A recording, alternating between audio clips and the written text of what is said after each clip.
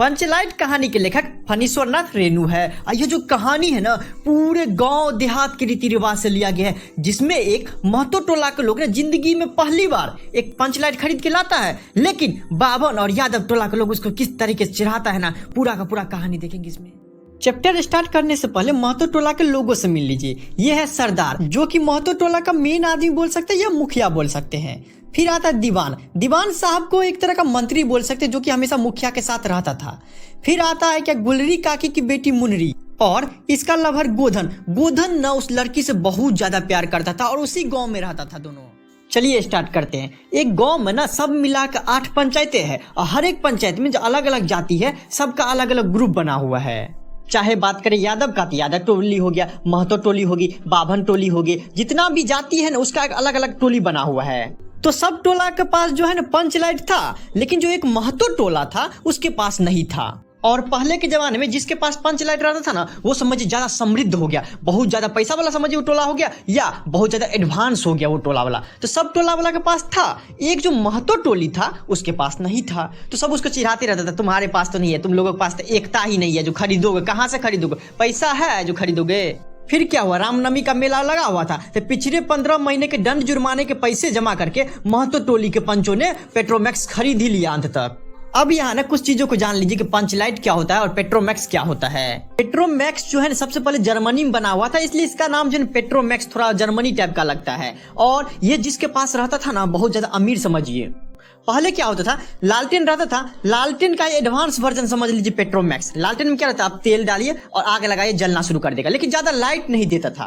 तो उसी को देखते हुए ना जर्मनी में आपको एक पेट्रोमैक्स चलन था, उसमें क्या करिए आप तेल दे दीजिए, ठीक है, उसमें आप प्रेशर देने वाला रहता था। प्रेशर देते रहिए देते रहिए देते रहिए, जितना आप दीजिएगा ना प्रेशर उतना ज्यादा लाइट करेगा। और जितना 1-2 लालटेन नहीं, मतलब 5 लालटेन जितना लाइट करेगा ना, वो अकेला उतना लाइट करता था, इसलिए वो बहुत ज्यादा फेमस था। आप लोग अभी भी देखना चाहिएगा तो उसको देख सकते हैं, लेकिन वो थोड़ा सा चेंजेस हो गया कि इंडिया में क्या कि गैस रहता है सिलेंडर छोटा वाला 2-3 किलो वाला, उसके ऊपर में एक मेंथल टाइप का रहता है, उसमें आग लगा दीजिए, उसके बाद वो जो है ना गैस के थ्रू जलता है। तो उसी का एडवांस वर्जन समझ लिया, या अपडेटेड वर्जन है, जबकि पेट्रोमैक्स अभी पूरी तरीके से बंद ही हो गया है। जैसे कि अभी के टाइम में जिसके पास इन्वर्टर रहता है तो हम लोग मानते हैं वो बहुत ज्यादा अमीर है, क्यों? क्योंकि उसके पास 24 घंटा लाइट रहता है। उसी तरीके से पहले पेट्रोमैक्स चलता था, लेकिन जब इंडिया में आया ना तो गांव वाला उसको ना पंचलाइट कहकर बुलाने लगा था, उसी का नाम है पंचलाइट। अब चलिए मेन टॉपिक पे आते हैं। जैसे ही खरीदा मेला में तो 10 रुपया बच गया, 10 रुपया बचा तो सब बोला कि अब जो है पूजा पाठ के लिए सामग्री ले लेते हैं, क्योंकि पंचलाइट तो खरीद लिए हैं, अब उसका तो पूजा पाठ भी करना है ना, तो जितना बचा हुआ सामान ले लेते हैं पूजा पाठ के लिए। तो मेले से खरीद के जब आ रहे थे तो पीछे सरदार साहब थे, दीवान साहब थे, पंच वगैरह था, मतलब जो मेन आदमी था ना महतो टोली का, सब गया था मिलकर खरीदने के लिए। तो जब आ रहा था रास्ते में तो ब्राह्मण टोली पड़ता था, ब्राह्मण टोली का एक फुटंगी झा था, वो बीच में टोक दिया। ओहो, कितने में लालटेन खरीदे हो महतो जी?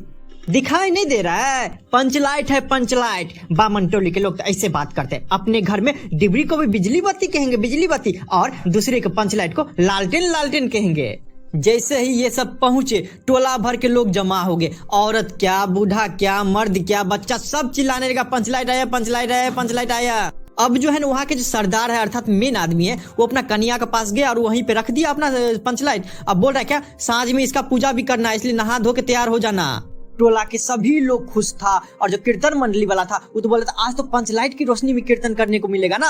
उतने में गुलरी काकी थी, वो गोसाई भगवान का गुणगान करने लगी, छोटा बच्चा सब जितना भी था एकदम हौसर करने लगा। अब सूरज डूबने से 1 घंटा पहले ही जितना भी टोला के लोग था सरदार के दरवाजे पे पहुंच गया था, क्योंकि वहीं पे अभी लाइट रखा हुआ था। रात होगा तब ना सबके सामने उसको जलाया जाएगा, तो 1 घंटा पहले सब पहुंच गया और बातचीत करने लगा। कुछ दूसरा टॉपिक ने, सिर्फ और सिर्फ पंचलाइट सब गप शुरू कर दिया। उतने में सरदार जो मेन आदमी था वो बोलते हैं क्या, दुकानदार ने पहले हमको क्या बोला पता है, पूरे 5 कौड़ी 5 रुपया। हमने भी कह दिया दुकानदार को, क्या यह मत समझिए कि हम लोग एकदम देहाती हैं, ऐसे पहले कभी हम पंचलाइट देखे नहीं है, ऐसा पंचलाइट बहुत बार देखे हुए, ठीक दाम लगाइए। फिर क्या था, दुकानदार मेरा मुंह देखने लगा, अब बोला आप लगते हैं जाति के सरदार हैं, ठीक है कोई दिक्कत नहीं, आप सब सरदार हो के खुद पंचलाइट लेने आए हैं, हम समझ सकते हैं, तो जाइए आज ना आपको पूरे 5 कौड़ी में आपको दे रहे हैं, जाइए लेके। उतने में ही दीवान जी कह दिए क्या कि अलबत्ता चेहरा परखने वाला दुकानदार था, वो समझ गया था इस सब को ठग नहीं सकते। उसका जो नौकर था ना वो आपको कवर नहीं दे रहा था, उसका बक्सा नहीं दे रहा था। हम बोले कि बक्सा दीजिएगा कि नहीं, वैसे कैसे लेके चले जाएंगे हम। उतने में ही दुकानदार का जो मालिक था ना वो बोलता है, दीवान जी की आंख में धुरखेल खेलता है। दे दो बक्सा उसको, किसके साथ ठगी करना चाहिए किसके साथ नहीं, तुमको पता नहीं है। टोले के लोग अपने सरदार और दीवान जी को श्रद्धा भरी निगाह से देख रहा था। बाप रे, देखो एक तो इतना कम करवा लिए, किससे हमको पता नहीं। और दूसरा बात है क्या, इसका जो बक्सा था, बक्सा भी नहीं सो रहा। उसके बाद फिर क्या था, रुदल साहब बनिए की दुकान से 3 बोतल किरासन तेल भी ले आया जलाने के लिए। लेकिन सवाल पैदा हो गया कि जलाएगा तो जलाएगा पंच लाइट को कौन। पंच लाइट खरीदने से पहले भी किसी ने नहीं सोचा और बाद में भी किसी ने नहीं सोचा, क्योंकि इतना इन्वॉल्व भी हो गया कि पंच लाइट आया है, किसी को पता ही नहीं था कि जलाएगा कैसे। ऐसा नहीं था कि किसी को पता नहीं था, पता था, लेकिन दूसरे टोले वाला को पता था, लेकिन उससे मदद लेगा क्यों। वो तो बोल देगा कि पहली बार पंच लाइट लाया है और उसको जलाने भी नहीं आता था, ये सब इतना गवार है। दूसरे टोला वाला तो और बोलेगा, जब जलाने का ढंग नहीं है तुम लोग के पास तो खरीद क्यों लेता है। वो तो ऐसे भी भांस रहा है सब, भले ही कुछ हो जाए हम लोग नहीं जलाएंगे तो नहीं जलाएंगे, चलने वाला है। लेकिन बाहर के टोला वाला से तो मदद नहीं ले सकते हैं। अरे भाई, अब तो यही कहावत हो गया ना कि भाई रे गाय लू तो दूहे कौन। लो मजा और खुशी मनाओ, अब इस कल कब्जे चीज को कौन बाले। पंच सब के चेहरा उतर गए थे। उतने में ही एक नौजवान आके सूचना दिया कि राजपूत टोली के लोग अपना लोग पे हंस रहे हैं। कहते हैं क्या, कान पकड़ के पंच लाइट के सामने 5 बार उठो बैठो, तुरंत जलने लगेगा। पंचों ने मन ही मन कहा, भगवान ने उसको हंसने का मौका दिया है, हंसेगा नहीं, हंसने दो। एक बूढ़े ने आकर खबर दी, रुदल साहब बनिया भारी बतंगर आदमी है, कह रहा है कि पंच लाइट में पंपू जरा होशियार से देना। सब टोला के लोग जो है इन लोगों का मजाक उड़ाने लगा। जब बालने का ढंग नहीं है तो काहे ले लेता है, ये सब पता नहीं चलता, दिखाने के लिए सिर्फ ले लेगा, ये पंच लाइट है। उसी टोला में जो गुलरी काकी थी, जो आपको गोसाई का गीत गाने लगी थी, उसी की बेटी थी एक मुनरी। उनके मुंह में जो है बार बार एक बात आता था, लेकिन रुक जाती थी। वो बोले तो बोले कैसे, गोधन तो जानता है पंच लाइट बालना, लेकिन गोधन का हुक्का पानी तो पंचायत वाला बंद कर दिया है। ये जो गोधन है ना, वो था तो दूसरे गांव का, लेकिन आकर यहीं पे बस गया था, बचपन से यहीं पे रहता था। तो एक तरह का समझिए कि महतो टोली का ही एक बंदा ये भी है, लेकिन गांव से उसको निकाल दिया था क्योंकि ये जो गुलरी काकी की बेटी मुनरी थी, उसको ये लाइन मारता था। जब भी उस लड़की को देखता था तो गाना गाने लगता था, सलीम का गीत गाना लगता था, हम तुमसे मोहब्बत करके सलाम, जिस कारण से उसकी मम्मी जो कंप्लेन कर दिया था। तो पंचायत में एक दिन सभा बैठा और उसमें फैसला लिया गया कि नहीं, ये लड़का सही नहीं है, इसको गांव से भगा दिया जाए। लेकिन मुनरी भी उससे बात करती थी रात को, तो उसको पता था कि इसको जलाने आता है, लेकिन उसका नाम लेगा तो लेगा कौन, क्योंकि तो उसको तो गांव से निकाल दिया है। तो वो चालाकी की और उसकी जो सहेली थी कनीली, उसके कान में ऐसा बात बोल दिया। वो बोली यार गोधन तो बंद है, गोधन को तो भगा दिया है। तो वो उस पे जो मुनरी बोली, क्या तू कह तो सरदार से एक बार। वो बोल दी, गोधन जानता है पंच लाइट बालना। अब क्या था, जितने भी सरदार लोग था, दीवान लोग था, एक दूसरे का चेहरा देख लिया कि हम तो इसको भगा दिए हैं, इसका हुक्का पानी तो बंद कर दिए हैं, उसको तो नहीं बुलाएंगे। लेकिन सरदार फिर सोचा और बोला, क्या जाति की बंदिश क्या, जबकि जाति की इज्जत ही पानी में बह रही है। क्या जी दीवान, क्या कहा जाए। पंचों ने एक स्वर में ही कहा, ठीक है, अब तो पूरा टोला का ही इज्जत समझते हैं कि दाव पे लगा हुआ है, तो लास्ट ऑप्शन वही सही है। ठीक है, उसको बुला लिया जाए।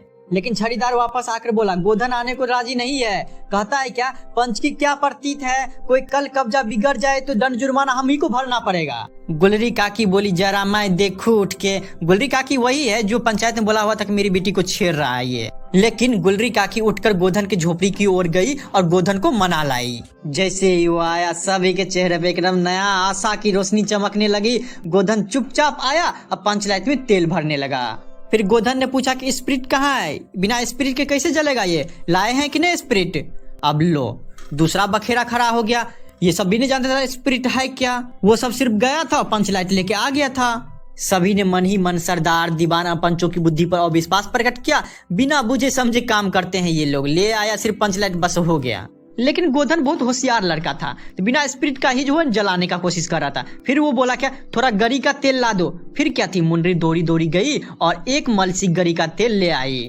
गोधन पंच लाइट को पंप देने लगा। गोधन कभी मुंह से फूकता, कभी पंप की चाबी घुमाता। थोड़ी ही देर बाद क्या हुआ, पंच लाइट में सनसनाहट की आवाज निकलने आई और धीरे धीरे रोशनी बढ़ना शुरू हो गया। उतने में ही उदासी के बादल हट गए और सब आदमी उल्टा जो है गोधन को बड़ा काबिल लड़का समझने लगा। बाप रे, जला दिया। और सरदार सबको बुद्धिहीन समझने लगा। अंत में पंचलाइट की रोशनी से जो महतो टोला था जगमगा उठा और कीर्तन के लोगों ने एक ही स्वर में कहा, स्व महावीर स्वामी की जय हो। गोधन ने अब तक सबका दिल जीत लिया था। मुनरी ने हसरत भरी निगाहों से गोधन की ओर देखा। दोनों के बीच आंखें चार हुआ और कहा सुना जो भी था दोनों का माफ कर दिया गया।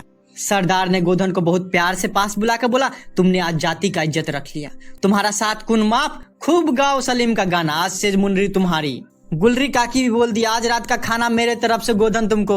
गोधन ने प्यार भरी निगाहों से मुनरी की ओर देखा, जिस कारण से मुनरी शर्मा गई और अपनी पलकें झुका ली। यहीं पे पूरा खत्म हो जाता है। धन्यवाद।